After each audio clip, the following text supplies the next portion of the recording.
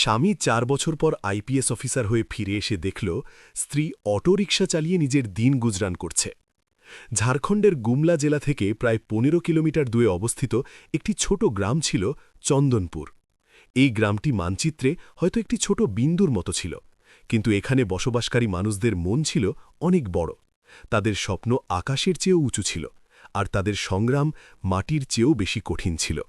গ্রামের চারদিকে ছড়ানো সবুজ ক্ষেত, দূর পর্যন্ত বিস্তৃত শাল আর সেগুন গাছের সারি, মাঝখান দিয়ে বয়ে যাওয়া একটি সরু নদী আর মাটির তৈরি ছোট ছোট ঘর, এই সব কিছু মিলে চন্দনপুরকে এমন এক দুনিয়া বানিয়েছিল যেখানে জীবন খুব সাদাসিধেভাবে চলত, কিন্তু প্রতিটা দিন এক নতুন পরীক্ষা নিয়ে আসত।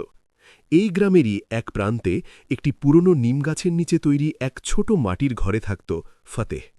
ফতেহের পুরো নাম ছিল ফতেহ কুমার, কিন্তু গ্রামবাসীরা তাকে শুধু ফতেহ বলেই ডাকত। তার বয়স ছিল প্রায় ২৩ বছর। লম্বা গড়ন, গায়ের রং তামাটে, চোখে এক অদ্ভুত গভীরতা, যেন তাতে কোনো স্বপ্ন লালিত হচ্ছে, কোনো এমন আগুন যা তাকে অন্যদের চেয়ে আলাদা করে তুলত। তার বাবা রামপ্রসাদ ছিলেন একজন গরিব কৃষক, যার কাছে মাত্র আধা একর জমি ছিল, যা দিয়ে সারা বছরের খরচ চালানো প্রায় অসম্ভব ছিল। তার মা সাবিত্রী দেবী ছিলেন এক সাধারণ গৃহিণী, যিনি প্রতিদিন ভোর ৪টে উঠে উনুন জ্বালাতেন আর পরিবারের জন্য রুটি বানাতেন। ফতেহ ছোটবেলা থেকেই বাকি ছেলেদের মতো ছিল না। যখন গ্রামের বাকি ছেলেরা খেতে খেলত বা নদীতে ঝাঁপিয়ে পড়ে মস্তি করত, তখন ফতেহ প্রায়ই নিমগাছের নিচে বসে বই পড়ত। তার চোখে সব সময় একটা স্বপ্ন থাকত, আইপিএস অফিসার হওয়ার স্বপ্ন। তার মনে হতো যদি সে আইপিএস হতে পারে, তবে সে শুধু নিজের জীবনই বদলাবে না, বরং তার গ্রাম, তার বাবা মা এবং সেই সব মানুষের ভাগ্য বদলে দেবে যারা সবসময় দারিদ্র্য আর বাধ্যবাধকতার মধ্যে জীবন কাটিয়েছে। কিন্তু ফতেহের জীবনে আরও একটি জিনিস ছিল যা তার এই সফরকে বিশেষ করে তুলেছিল, কাজল। কাজল ওই একই গ্রামে থাকত, ফতেহের ঘর থেকে মাত্র ২টো গলি দূরে। তার ঘরও মাটির তৈরি ছিল, আর তার অবস্থাও ফতেহের ঘর থেকে খুব একটা আলাদা ছিল না। কাজলের বয়স ছিল ২১ বছর। তার চেহারা খুব সুন্দর ছিল, কিন্তু তার আসল সৌন্দর্য ছিল তার চোখে, যার মধ্যে এক অদ্ভুত মাসুমিয়াত আর সততা ঝলক দিত। সে খুব বেশি পড়াশুনো করেনি, মাত্র ১০ম শ্রেণী পর্যন্ত পড়েছিল, কারণ তার বাবা অসুস্থ থাকতে শুরু করেছিলেন আর সংসারের দায়িত্ব তার কাঁধে এসে পড়েছিল। প্রথমবার ফতেহ আর কাজলের দেখা হয়েছিল যখন দুজনেই বাচ্চা ছিল। সেটা বর্ষাকাল ছিল। গ্রামের মেঠো পথে কাদা জমেছিল আর কাজল জল ভরি বাড়ি ফিরছিল। হঠাৎ তার পা পিছলে গেল আর সে পড়ে গেল। তার হাত থেকে জলের কলসিটা ভেঙে গেল আর জল মাটিতে মিশে গেল। সে ওখানেই বসে কাঁদতে লাগল, কারণ সে জানত বাড়ি গেলে তাকে বকা খেতে হবে। তখনই সেখান দিয়ে যাওয়ার সময় ফতেহ তাকে দেখল। সে কিছু না বলে নিজের বাড়ি গিয়ে অন্য একটা কলসি নিয়ে এলো আর তার হাতে দিয়ে দিল। কাজল অবাক হয়ে তার দিকে তাকালো আর ধীর গলায় জিজ্ঞেস করল, তোমার মা বকবেন না? ফতেহ হালকা হাসি দিয়ে উত্তর দিল, যদি কারোর সাহায্য করতে গিয়ে বকা খেতে হয়, তবে সেই বকাও ভালো লাগে। সেই দিন থেকেই কাজলের মনে ফতেহের জন্যে এক আলাদা জায়গা তৈরি হয়ে গেল। সময় ধীরে ধীরে পেরোতে লাগল, দুজনেই বড় হতে লাগল, আর তাদের মধ্যে বন্ধুত্ব গভীর হতে থাকল। ফতেহ যখনই পড়াশুনো করত, কাজল চুপচাপ তার পাশে বসে থাকত আর তাকে দেখতে থাকত। একদিন কাজল তাকে জিজ্ঞেস করল, তুমি এত পরিশ্রম কেন করো? ফতেহ আকাশের দিকে তাকিয়ে বলল, কারণ আমি এই গ্রামের মাটি থেকে উঠে আকাশ পর্যন্ত যেতে চাই। কাজল সেদিন কিছু বলল না, কিন্তু সে ওই মুহূর্তেই ঠিক করে নিল যে সে ফতেহার এই সফরে সব সময় তার পাশে থাকবে। ধীরে ধীরে এই বন্ধুত্ব ভালোবাসায় বদলে গেল, কিন্তু দুজনেই কখনো এটি মুখে প্রকাশ করল না। তাদের মধ্যে সম্পর্কটা শব্দের চেয়ে অনেক বেশি গভীর ছিল। এক বিকেলে যখন সূর্য ডুবছিল আর পুরো গ্রাম সোনালি আলোয় স্নান করছিল, ফতেহ আর কাজল নদীর তীরে বসেছিল। বাতাসে ঠান্ডা ভাব ছিল আর চারদিকে নিস্তব্ধতা। ফতেহ হঠাৎ বলল, যদি একদিন আমি এই গ্রাম ছেড়ে চলে যাই, তবে কি তুমি আমাকে ভুলে যাবে? কাজল তার দিকে তাকালো, তার চোখে হালকা জল ছিল। সে ধীর স্বরে বলল, যাকে হৃদয়ে বসানো হয় তাকে ভোলা যায় না। সেই উত্তরটা ফতেহার হৃদয়ে ছুঁয়ে গেল। সেই দিনই সে ঠিক করে নিল যে সে কাজলকেই বিয়ে করবে, এর জন্য যদি তাকে পুরো দুনিয়ার সাথে লড়তে হয় তবুও। কিন্তু জীবন কখনোই এত সহজ হয় না। যখন ফতেহ তার বাবা মাকে কাজলের ব্যাপারে বলল, তখন বাড়িতে ঝড় উঠল। তার বাবার রাগে চিৎকার করে উঠলেন, ওই গরিব মেয়েকে বিয়ে করে তুমি কি পাবে? আমাদের যৌতুক চাই, যাতে এই ঘরের অবস্থা শুধরাতে পারে। ফতে শান্ত স্বরে বলল, আমার যৌতুক চাই না, আমার শুধু কাজলকে চাই। এটা শুনে তার বাবার মুখ রাগে লাল হয়ে গেল। তিনি কঠোর গলায় বললেন, যদি তুমি ওই মেয়েকে বিয়ে করো, তবে এই ঘরের দরজা তোমার জন্য চিরকালের জন্য বন্ধ হয়ে যাবে। সেই রাতে ফাতে তার ঘরে বসে রইল। তার চোখে ঘুম ছিল না। অন্যদিকে কাজলও নিজের ঘরের বাইরে বসে আকাশের দিকে তাকিয়েছিল, যেন সেও কোনো উত্তরের অপেক্ষা করছে। পরের দিন সকালে সূর্য ওঠার সাথে সাথে ফাতে একটা সিদ্ধান্ত নিয়ে নিল। সে কাজলের বাড়ি গেল, তার সামনে দাঁড়াল আর বলল, তুমি কি আমার সাথে যাওয়ার জন্য তৈরি? কাজল এক মুহূর্ত সময় নষ্ট না করে বলল, যেখানে তুমি যাবে আমি সেখানেই যাব। সেই দিনই গ্রামের ছোট মন্দিরে ভগবানকে সাক্ষী মেনে দুজনে বিয়ে করে নিল। কিন্তু যখন তারা আশীর্বাদ নিতে ফতেহার বাড়ি পৌঁছাল, তখন তাদের জন্য দরজা বন্ধ করে দেওয়া হলো। তার মা মুখ ফিরিয়ে নিলেন আর তার বাবা কঠোর শব্দে বললেন, আজ থেকে আমাদের সাথে তোমার কোনো সম্পর্ক নেই।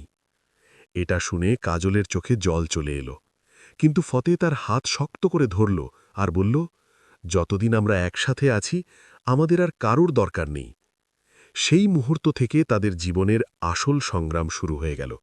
গ্রামের সেই মেঠো পথ, যেখানে একদিন তাদের স্বপ্নের জন্ম হয়েছিল, এখন তারা নিজেদের ভবিষ্যতের খোঁজে সেখান দিয়ে এগিয়ে যাচ্ছিল, এটা না জেনেই যে আগামী সময় তাদের জীবন তাদের কোন মোড়ে নিয়ে যাবে। তাদের চোখে ভয় ছিল, কিন্তু তার চেয়ে অনেক বেশি ভরসা ছিল একে অপরের ওপর, নিজেদের ভালোবাসার ওপর, আর সেই স্বপ্নের ওপর যা তাদের এই অন্ধকার থেকে বের করে আলোর দিকে নিয়ে যাবে। ফতে আর কাজল সেদিন গ্রামের সেই মেঠো পথে ধীরে ধীরে এগিয়ে যাচ্ছিল, কিন্তু এখন তাদের পদক্ষেপে সেই পুরনো হালকা ভাবটা ছিল না যা আগে থাকত। এখন প্রতিটি পদক্ষেপ দায়িত্বে ভরা ছিল, প্রতিটি শ্বাস এক নতুন সংগ্রামের ইঙ্গিত দিচ্ছিল, আর প্রতিটি দৃষ্টি এক অজানা ভবিষ্যৎ খুঁজছিল। সূর্য মাথার উপর চড়ে গিয়েছিল, কিন্তু তাদের কাছে এমন কোনো ঠিকানা ছিল না যাকে তারা নিজেদের ঘর বলতে পারে। কাজল নিজের আঁচল দিয়ে চোখের জল মুছে নিয়েছিল, কারণ সে চাইছিল না ফতে তার চোখে লুকিয়ে থাকা ভয়টা দেখে ফেলুক। সে জানত, এই সময়ে যদি সে দুর্বল হয়ে পড়ে, তবে ফতেহার মনোবলও ভেঙে যেতে পারে। ফতেহের মুখে এক অদ্ভুত নীরবতা ছিল, যেন সে নিজের মনে মনেই নিজের কাছে কোনো প্রতিজ্ঞা করছিল, কোনো এমন কসম যা পালন করার জন্য সে নিজের পুরো জীবন বাজি রেখে দেবে। তারা দুজনে গ্রামের বাইরে পুরনো বাসস্ট্যান্ডে পৌঁছাল, যেখানে একটা ভাঙা বেঞ্চ পড়েছিল। ফতেহ সেই বেঞ্চেই বসে পড়ল, আর প্রথমবার তার চোখে হালকা জল দেখা গেল। সে ধীর গলায় বলল, আমি তোমাকে খুব কঠিন এক জীবনে ঠেলে দিলাম। কাজল সাথে সাথে তার সামনে দাঁড়িয়ে পড়ল। সে কোনো দ্বিধা ছাড়াই তার হাত নিজের হাতে নিল আর খুব শান্ত গলায় বলল, কঠিন জীবন তো সেটা হয় যেখানে নিজের কেউ সাথে থাকে না। এখানে তো আমার সবকিছু আমার সামনে দাঁড়িয়ে আছে। এটা শুনে ফতে তার দিকে তাকাল। সেই দৃষ্টিতে ব্যথাও ছিল আর গর্ব। সে অনুভব করল যে তার কাছে হয়তো ধনসম্পদ নেই, কিন্তু তার কাছে এমন একজন সঙ্গী আছে যে কোনো সম্পদের চেয়েও বেশি দামি। ঠিক সেই সময় সেখানে একটা পুরনো বাস এসে থামল, যা রাঁচি যাচ্ছিল। ফতে নিজের পকেট হাতড়াল, তাতে মাত্র 240 টাকা ছিল, যা ছিল তার পুরো পুঁজি। সে কাজলের দিকে তাকালো আর জিজ্ঞেস করল, তুমি কি আমার সাথে রাঁচি যাবে? কাজল কোনো প্রশ্ন না করে শুধু মাথা নেড়ে সায় দিল। তারা দুজনে বাসে উঠে পড়ল। বাসের ভেতর ভিড় ছিল, ধুলো আর ঘামের মিশ্র গন্ধ ছিল, কিন্তু তাদের কাছে ওই বাস শুধু একটা যাত্রার মাধ্যম ছিল না, ওটা ছিল তাদের পুরনো জীবন থেকে নতুন জীবনের দিকে যাওয়ার পথ। কয়েক ঘণ্টার যাত্রার পর যখন বাস রাঁচি পৌঁছাল, তখন সন্ধে হয়ে গিয়েছিল। শহরের ভিড়, হট্টগোল আর দ্রুত গতির জীবন তাদের জন্য একদমই মানানসই ছিল না। গ্রামের শান্ত বাতাসে বড়া হওয়া দুজন মানুষ এই ভিড়ের মধ্যে নিজেদের খুব ছোট মনে করছিল। তাদের থাকার জন্য কোনো জায়গা ছিল না, কোনো পরিচিতি ছিল না, আর কোনো আশ্রয় ছিল না। তারা দুজনে বাসস্ট্যান্ডের এক কোণে বসে পড়ল। কাজল ধীর গলায় জিজ্ঞেস করল, এখন আমরা কোথায় যাব? ফতে কিছুক্ষণ ভাবল, তারপর বলল, যতক্ষণ না আমি কোনো কাজ পাচ্ছি ততক্ষণ আমাদের এখানেই থাকতে হবে। সেই রাত তারা বাসস্ট্যান্ডের ওই ঠান্ডা মেঝেই বসে কাটাল। রাতটা অনেক লম্বা ছিল, প্রতিটি মুহূর্ত তাদের নতুন বাস্তবতার কথা মনে করিয়ে দিচ্ছিল। পরের দিন সকাল হতেই ফতে কাজের খোঁজে বেরিয়ে পড়ল। সে প্রতিটি দোকান, প্রতিটি অফিস, প্রতিটি গুদামে গেল, কিন্তু সব জায়গা থেকে সে শুধু একটাই উত্তর পেল, এখন কোনো কাজ নেই। সন্ধে পর্যন্ত তার পা ক্লান্ত হয়ে গিয়েছিল, গলা শুকিয়ে গিয়েছিল, কিন্তু তার হাত খালি ছিল। যখন সে ফিরে বাসস্ট্যান্ডে পৌঁছাল, তখন দেখল কাজল এক কোণে বসে তার অপেক্ষা করছে। তার চোখে মুখে ক্লান্তি ছিল, কিন্তু চোখে আশা এখনও বেঁচে ছিল। ফতে তার পাশে বসে পড়ল। সে ধীর গলায় বলল, আজও কিছু পেলাম না। কাজল হালকা হাসি দিয়ে বলল, কাল পেয়ে যাবে। তার এই ছোট উত্তরে এত শক্তি ছিল যে ফতের ভেঙে পড়া মনোবল আবার চাঙ্গা হয়ে উঠল। পরের কয়েকটা দিন এভাবেই চেটে গেল। তাদের টাকা ধীরে ধীরে শেষ হয়ে আসছিল। অনেকবার এমন হয়েছে যে তারা দুজনে শুধু একটা রুটি আধা আধা ভাগ করে খেয়েছে, আবার অনেকবার তাদের খালি পেটেই ঘুমোতে হয়েছে। কিন্তু তারা কখনো একে অপরের সামনে হার মানেনি। একদিন যখন ফতে কাজের খোঁজে গিয়েছিল, তখন কাজল পাশের একটি বাড়ির বাইরে দাঁড়িয়েছিল। সে দেখল যে সেখানে এক মহিলা বাড়ির কাজ করার জন্য কাউকে খুঁজছেন। কাজল কিছুক্ষণ চুপ করে রইল, তার মনে দ্বিধা ছিল, কিন্তু তারপর সে সাহস সঞ্চয় করে ওই মহিলার কাছে গিয়ে বলল, যদি আপনার দরকার হয় তবে আমি কাজ করতে পারি। মহিলা তাকে ওপর থেকে নিচ পর্যন্ত দেখলেন, তারপর বললেন, অনেক খাটনির কাজ, সকাল থেকে সন্ধে পর্যন্ত করতে হবে। কাজল কোনো প্রশ্ন না করেই বলল, আমি করে নেব। সেই দিন থেকেই কাজল কাজ করা শুরু করে দিল। যখন সন্ধ্যায় ফতে ফিরে এলো, তখন সে দেখল কাজলের চোখে মুখে ক্লান্তি, কিন্তু তার চোখে এক অদ্ভুত উজ্জ্বলতা। সে নিজের আঁচল থেকে কিছু টাকা বের করল আর ফতের হাতে রেখে দিল। ফতে চমকে গেল। সে জিজ্ঞেস করল, এগুলো কোথা থেকে এলো? কাজল খুব সাধারণ স্বরে বলল, আজ থেকে আমি কাজ শুরু করেছি। এটা শুনে ফতের বুকে এক অদ্ভুত যন্ত্রণা হল। তার মনে হলো যেন সে নিজের দায়িত্ব পালনে ব্যর্থ হচ্ছে। সে ভারী গলায় বলল, তোমার এসব করার কোনো দরকার ছিল না। কাজল তার চোখের দিকে তাকিয়ে বলল, এটা আমাদের জীবন, আর একে সাজানো আমাদের দুজনেরই দায়িত্ব। সেই দিনের পর থেকে তাদের জীবনে এক নতুন অধ্যায় শুরু হলো। দিনের বেলা কাজল কাজ করত আর রাতে ফতে পড়াশোনা করত। কাজল প্রায়ই অনেক রাত পর্যন্ত জেগে থাকত, যাতে ফতেকে পড়তে দেখতে পারে। এক রাতে সে ধীর গলায় জিজ্ঞেস করল, তোমার কি বিশ্বাস আছে যে একদিন তোমার স্বপ্ন পূরণ হবে? ফতে বই থেকে চোখ না সরিয়েই বলল, আমার নিজের স্বপ্নের চেয়ে বেশি তোমার ওপর বিশ্বাস আছে, কারণ যদি তুমি সাথে থাকো তবে কোনো স্বপ্নই অপূর্ণ থাকতে পারে না। এটা শুনে কাজলের চোখে জল এসে গেল, কিন্তু সে তা পড়তে দিল না। সে জানত তাদের সফর এখনও অনেক লম্বা, আর তাদের এখনও অনেক কিছু সহ্য করা বাকি। তাদের কাছে না কোনো আশ্রয় ছিল, না কোনো নিরাপত্তা, কিন্তু তাদের কাছে একটা জিনিস ছিল যা তাদের প্রতিটি মুশকিলের সাথে লড়ার শক্তি দিচ্ছিল, তাদের অটুট ভালোবাসা।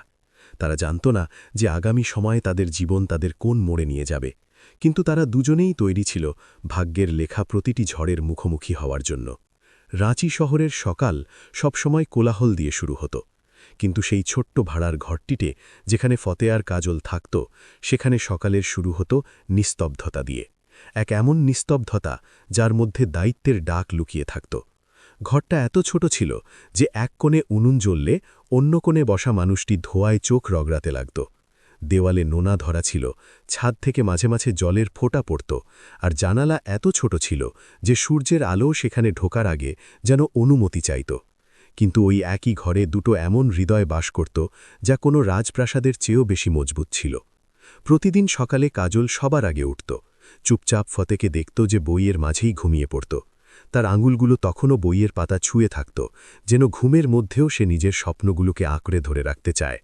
কাজল ধীরে ধীরে উঠত, শব্দ না করে জল গরম করত, আর তারপর কাজে যাওয়ার জন্য তৈরি হয়ে যেত। তার পায়ে এখন আর আগের মতো কোমলতা ছিল না, তাতে ফাটল ধরেছিল, কিন্তু তার মুখে কখনো কোনো অভিযোগ আসত না। একদিন যখন ফতের ঘুম ভাঙল, সে দেখল কাজল ঘরে নেই। সে সাথে সাথে বাইরে এলো আর গলির দিকে তাকাল। তখনই সে কাজলকে দেখল, যে হাতে সবজির থলে নিয়ে ফিরে আসছিল। তার কপালে ঘাম ছিল, কিন্তু ঠোঁটে সেই হাকি শান্ত হাসি। ফতে তার হাত থেকে থলেটা নিয়ে নিল আর ধীর স্বরে বলল, তোমার এত সব করার দরকার নেই। কাজল তার দিকে তাকাল আর খুব সহজভাবে বলল, প্রয়োজনই তো মানুষকে মজবুত বানায়। এটা শুনে ফতে কিছু বলতে পারল না, কারণ সে জানত কাজলের প্রতিটি কথার পেছনে এক গভীর সত্য লুকিয়ে থাকে। সময় ধীরে ধীরে এগিয়ে যাচ্ছিল, আর ফতের প্রস্তুতিও গভীর হচ্ছিল। সে দিন রাত পড়াশোনায় ডুবে থাকত। তার চোখের নিচে কালশিটে পড়ে গিয়েছিল, কিন্তু চোখের উজ্জ্বলতা ঠিক তেমনই ছিল। একদিন তার কাছে একটা চিঠি এলো। সেটা ছিল ইউপিএসসির প্রিলিমিনারি পরীক্ষার ফলাফল। তার হাত কাঁপছিল যখন সে খামটা খুলল। তার শ্বাস দ্রুত হয়ে গেল, আর যেই সে কাগজটা পড়ল তার চোখ ভিজে গেল। সে পরীক্ষায় পাশ করেছে।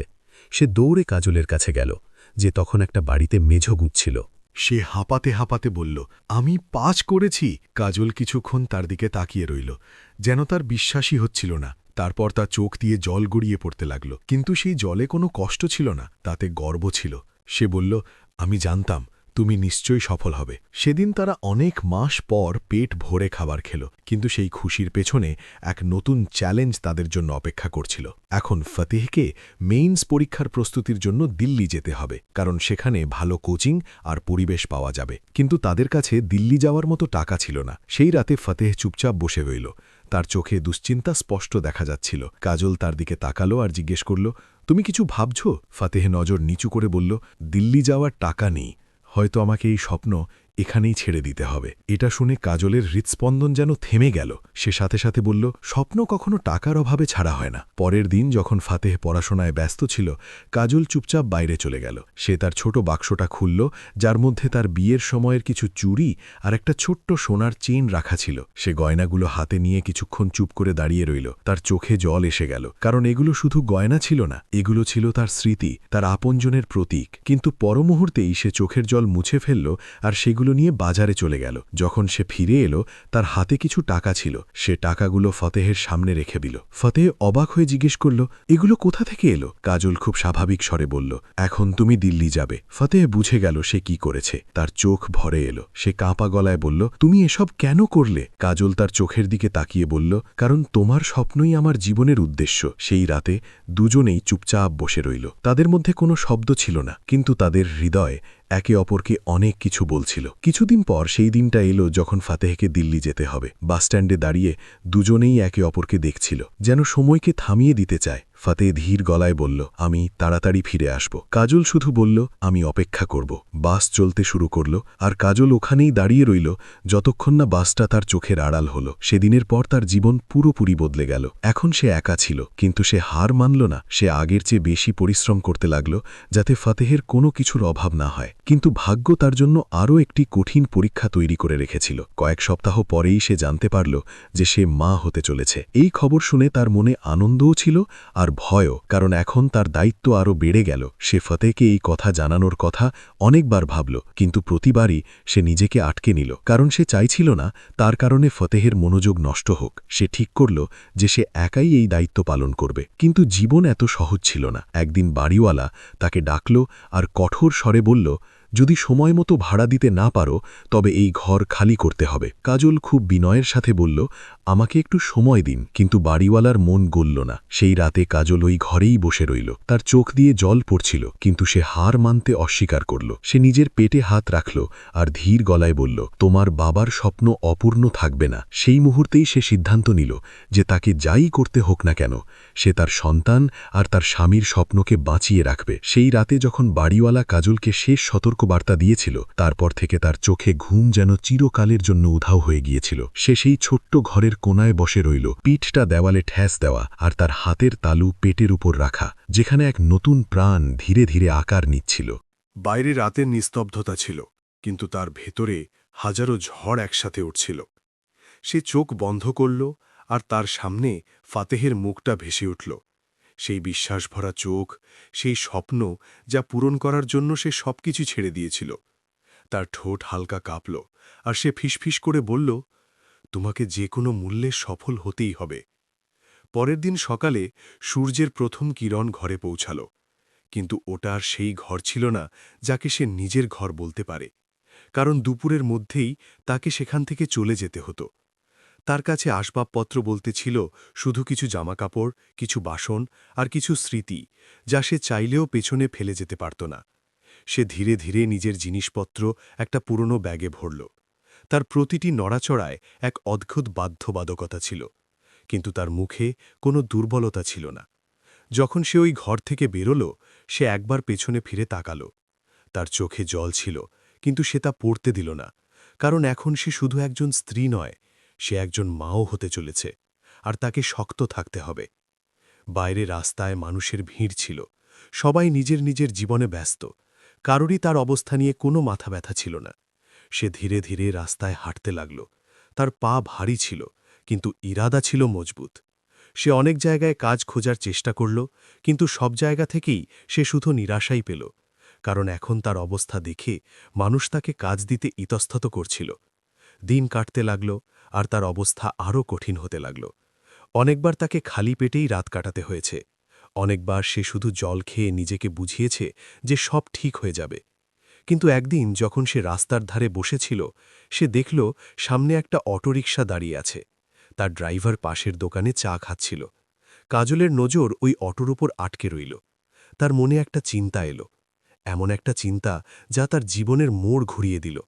সে নিজেকে বলল, যদি জীবন আমাকে আশ্রয় না দেয়, তবে আমাকে নিজেই নিজের আশ্রয় হতে হবে। পরের দিনই সে অটো চালানো শেখার সিদ্ধান্ত নিল। শুরুটা সহজ ছিল না। যখন সে অটো মালিকের সাথে কথা বলল, তিনি প্রথমে তো মানা করে দিলেন, কিন্তু কাজলের বারবার অনুরোধে তিনি রাজি হলেন। তিনি কাজলকে বললেন যে যদি সে ঠিকমতো অটো চালাতে পারে, তবে তিনি তাকে ভাড়ায় অটো দেবেন। কাজল প্রাণপণ চেষ্টায় শেখা শুরু করল। তার হাত কাঁপত, পা ভয় পেত, কিন্তু তার মনোবল কখনো টালেনি। কিছুদিনের মধ্যেই সে অটো চালানো শিখে ফেলল। প্রথমবার যখন সে নিজে অটো চালাল, তখন তার চোখে জল এসে গেল, কারণ এটা শুধু একটা গাড়ি ছিল না, এটা ছিল তার জীবনের নতুন অবলম্বন। এখন তার সকাল খুব ভোরে শুরু হতো। সে সূর্য ওঠার আগে উঠত, পেটে হাত বুলিয়ে নিজের সন্তানের সাথে কথা বলত, আর তারপর অটো নিয়ে রাস্তায় বেরিয়ে পড়ত। মানুষ তাকে দেখে অবাক হতো, কেউ তার মজা ওড়াত, কেউ টিপ্পনি কাটত, কিন্তু সে কারো বড়োয়া করেনি। তার জন্য এখন সবচেয়ে জরুরি ছিল নিজের সন্তানকে সুরক্ষিত রাখা আর ফাতেহের স্বপ্নকে বাঁচিয়ে রাখা। অন্যদিকে দিল্লিতে ফাতেহ নিজের প্রস্তুতিতে পুরোপুরি ডুবেছিল। তার কোনো ধারণাই ছিল না যে কাজল কী সব বিপদের মধ্যে দিয়ে যাচ্ছে। সে দিন রাত পড়াশোনা করত, প্রতি মুহূর্তে তার কাজলের কথা মনে পড়ত। তার চোখের সামনে কাজলের ত্যাগ আর তার বিশ্বাস ঘুরপাক খেত, আর সেটাই তাকে এগিয়ে যাওয়ার শক্তি দিত। অবশেষে সেই দিনটা এলো যখন ইউপিএসসির চূড়ান্ত ফলাফল ঘোষিত হল। ফাতেহের হাত কাঁপছিল যখন সে নিজের রোল নম্বর তালিকায় খুঁজছিল। তার শ্বাস দ্রুত হয়ে গেল, আর যেই তার নজর নিজের নামের ওপর পড়ল, তার চোখ দিয়ে অঝরে জল পড়তে লাগল। সে করে দেখিয়েছে, সে এখন আইপিএস অফিসার হয়ে গেছে। সেই মুহূর্তে তার সবার আগে কাজলের কথা মনে পড়ল। সে ভাবল, এবার সব কিছু বদলে যাবে। ট্রেনিং শেষ হওয়ার পর তার প্রথম পোস্টিং হল রাঁচিতে। যখন সে 4 বছর পর ওই শহরে ফিরে এলো, তখন তার বুক ধরফর করছিল। সেই একই রাস্তা, সেই একই ভিড়, কিন্তু এখন সে আর আগের ফাতে ছিল না। এখন সে একজন আইপিএস অফিসার। কিন্তু তার মনে একটাই প্রশ্ন ছিল, কাজল কোথায়? একদিন যখন সে নিজের সরকারি গাড়িতে করে শহর পরিদর্শনে বেরিয়েছে, হঠাৎ তার নজর রাস্তার ধারে দাঁড়িয়ে থাকা একটা অটোর উপর পড়ল। ওই অটোটা এক মহিলা চালাচ্ছিল। তার মুখ রোদে পুড়ে তামাটে হয়ে গেছে, চুলগুলো উস্কো খুস্কো, কিন্তু তার চোখে এক অদ্ভুত গভীরতা ছিল। ফাতেহের বুক হঠাৎ জোরে ধরভর করে উঠল। সে সাথে সাথে গাড়ি থামাতে বলল। সে ধীরে ধীরে ওই অটোর দিকে এগিয়ে গেল। তার শ্বাস ভারী হয়ে গেল, আর যেই সে কাছে পৌঁছাল, সে জমে গেল। ওটা কাজল ছিল, সেই কাজল যে একদিন তার স্বপ্নের জন্য নিজের সব কিছু ত্যাগ করেছিল, আজ সেই শহরের রাস্তায় অটো চালাচ্ছে। তার পরনে সাধারণ পোশাক, চোখে মুখে ক্লান্তি, কিন্তু তার চোখে সেই একই তেজ ছিল। ফতের চোখ দিয়ে জল গড়িয়ে পড়ল। তার গলা দিয়ে কথা বেরোচ্ছিল না, ঠোঁট থেকে শুধু একটা শব্দ বেরোল, কাজন। ফতের মুখ থেকে বের হওয়া ওই একটা শব্দ যেন সময়কে থামিয়ে দেওয়ার জন্য যথেষ্ট ছিল। কাজল। তার গলায় কম্পন ছিল, অনুশোচনা ছিল, ব্যথা ছিল, আর সবচেয়ে বেশি ছিল এমন এক সত্য যা সে নিজেও মেনে নিতে ভয় পাচ্ছিল। রাস্তায় গাড়ির আওয়াজ ছিল, মানুষ নিজের নিজের গন্তব্যে ছুটছিল, কিন্তু সেই মুহূর্তে ফতে আর কাজলের মাঝখানে এমন এক নিস্তব্ধতা তৈরি হয়েছিল, যেখানে 4 বছরের দূরত্ব, 4 বছরের সংগ্রাম আর 4 বছরের অপূর্ণ ভালোবাসা একসাথে চুপ করে দাঁড়িয়েছিল। কাজল যেই নিজের নাম শুনল, তার হাত আপনা আপনি থেমে গেল। তার আঙুলগুলো অটোর হ্যান্ডেলের ওপর জমে রইল। তার শ্বাস ধীরে ধীরে ভারী হতে লাগল, আর সে খুব ধীরে পেছনে ফিরে তাকাল। তার নজর যেই ফতের ওপর পড়ল, তার চোখ বড় হয়ে গেল। সে কিছুক্ষণের জন্য তাকে চিনতেই পারল না, কারণ তার সামনে দাঁড়িয়ে থাকা মানুষটি এখন আর সেই সাধারণ যুবক নয় যার সাথে সে ক্ষুধা আর অসহায়ত্বের দিনগুলো কাটিয়েছে। তার সামনে এখন একজন আইপিএস অফিসার দাঁড়িয়ে। তার উর্দিতে জলজল করছে তারকামণ্ডল, তার কাঁধে দায়িত্বের ভার, আর তার চোখে মুখে সেই সাফল্য যার জন্য সে একসময় স্বপ্ন দেখেছিল। কিন্তু ওই উর্দির পেছনে সেই একই চোখ ছিল যা সে কোনো কথা না বলেও বুঝে নিত। কাজলের ঠোঁট হালকা কাঁপল, তার চোখ ভিজে উঠল, কিন্তু সে নিজেকে সামলে নিল। সে নিজের মুখে এক অচেনা ভাব এনে বলল, স্যার, আপনাকে কোথাও যেতে হবে কি? এই কথাগুলো ফদের বুকে তীরের মতো বিঁধল। সে কখনো ভাবেনি যে একদিন কাজল তাকে এভাবে সম্বোধন করবে। তার চোখ দিয়ে জল গড়িয়ে পড়ল। সে কাঁপা গলায় বলল, তুমি কি আমাকে চিনতে পারোনি?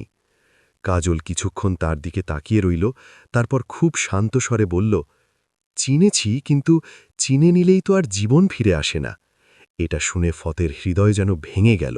সে তার সামনে দাঁড়িয়েছিল, কিন্তু সে বুঝতে পারছিল না কি বলবে, কিভাবে বলবে, কারণ শব্দগুলো সেই কষ্টের সামনে খুব তুচ্ছ ছিল যা কাজল একা সহ্য করেছে। সে ধীর গলায় জিজ্ঞেস করল, তুমি আমাকে জানাওনি কেন? কাজলের চোখে এক অদ্ভুত দ্যুতি এলো। সে বলল, তোমাকে জানিয়ে আমি তোমার স্বপ্ন দুর্বল করতে চাইনি। ফতে কাঁপতে কাঁপতে জিজ্ঞেস করল, তুমি কি এই সব কিছু একা সহ্য করেছ? কাজল হালকা হাসি দিয়ে বলল, কিছু পথ এমন হয় যা একাই পাড়ি দিতে হয়। তখনই পেছন থেকে একটা ছোট্ট গলার আওয়াজ এলো, মা! ফতের নজর ওই আওয়াজের দিকে গেল। সেখানে একটা ছোট্ট বাচ্চা দাঁড়িয়েছিল, যার বয়স প্রায় ৩ বছর। তার চোখগুলো একদম ফতের মতো ছিল। ফতের হৃৎস্পন্দন যেন থেমে গেল। সে কাঁপতে কাঁপতে জিজ্ঞেস করল, এ? কাজল বাচ্চাটির দিকে তাকালো, তারপর খুব ধীর গলায় বলল, এ তোমার ছেলে। এটা শোনা মাত্র ফতের পায়ের তলা থেকে মাটি সরে গেল। তার চোখ দিয়ে জল থামছিল না। সে ধীরে ধীরে বাচ্চাটির কাছে গেল, তার সামনে হাঁটু গেড়ে বসল। তার চোখের দিকে তাকিয়ে সে অনুভব করল যে এই শুধু একটা বাচ্চা নয়, এ তার ভালোবাসার জীবন্ত প্রমাণ। এ সেই ত্যাগের চিহ্ন যা কাজল কোনো অভিযোগ ছাড়াই সহ্য করেছে।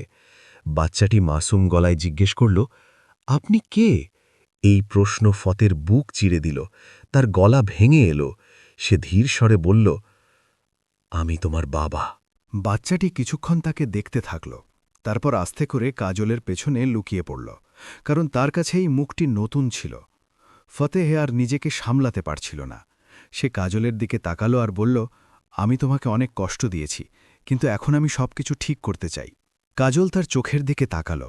সেখানে সে অনুশোচনা দেখতে পাচ্ছিল, কিন্তু তার নিজের ক্ষতগুলো এত গভীর ছিল যে সেগুলো ভরতে সময় লাগবে। সে শান্ত স্বরে বলল, কিছু জিনিস সময়ের সাথেই ঠিক হয়। ফতেহ দৃঢ় গলায় বলল, আমি তোমাকে আর আমার ছেলেকে সেই সম্মান দেব যার তোমরা যোগ্য। পরের দিনই পুরো শহর এক অদ্ভুত দৃশ্য দেখল। আইপিএস অফিসার ফতেহ নিজের স্ত্রী আর ছেলেকে নিয়ে সেই গ্রাম চন্দনপুরে পৌঁছাল, যেখান থেকে এই সফরের শুরু হয়েছিল। গ্রামবাসীরা অবাক হয়ে দেখছিল। সেই একই লোক যারা একদিন তাদের টিপ্পনি কেটেছিল, আজ গর্বের সাথে তাদের দেখছিল। ফতেহ তার বাবা মায়ের সামনে দাঁড়াল। তার গলায় দৃঢ়তা ছিল। সে বলল, যাকে আপনারা ফিরিয়ে দিয়েছিলেন সেই আমাকে এই জায়গায় পৌঁছে দিয়েছে।